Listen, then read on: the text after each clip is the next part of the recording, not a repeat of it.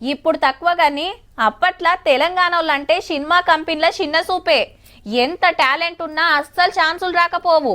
ఒకళ్ళ ఇచ్చిన బుడ్డ బుడ్డ ఏషాలు ఏమున్నా అక్కడోళ్ళ పెత్తనమే. గసొంటి జమానాల తెలంగాణ నుంచి ఓ ఆడవిల్ల మంచిగా పేరు తెచ్చుకున్నది. ఏ లెవెల్కో పోతుందనుకున్నాము, ఆఖరికి పానమే పోయింది ఒకటి చేవటికే. గీ కేసు ఇన్నేళ్లకు ముంగట పడ్డదబ్బా. 24 ఏండ్లు కొట్లాడంగా సినీ నటి ప్రత్యూష కేసులా ఫైనల్ తీర్పిచ్చింది దేశం పెద్ద కోర్టు. సిద్ధార్థ రెడ్డి నెల రోజుల్లో లొంగిపోవాలనేది ఆర్డర్. అంటే అప్పట్లా హైకోర్టు ఇచ్చిన తీర్పు ప్రకారం 2 ఏండ్ల జైలు శిక్ష పడ్డదన్నట్టు.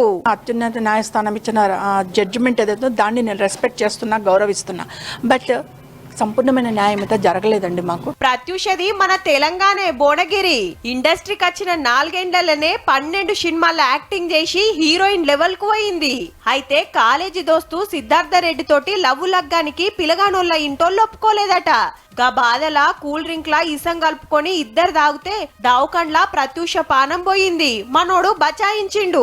లేలే నా బిడ్డను బల్మి చేసి చంపిండ్రని తల్లి మస్తు కొట్లాడితే సర్కారోళ్ళేసిన కమిటేమో అట్లేం కాలేదని రిపోర్ట్ ఇచ్చింది. నా నాలెడ్జ్ లో ప్రత్యూష గొంతును ఒత్తి నోట్లో పాయిజన్ పోసారు, చంపారు, అత్యాచారం చేశారు. అటెన్క కేసు సిబిఐ పోతే ఆత్మహత్య చేసుకుంటానికి ఉషిగొల్పినట్టు తేలింది.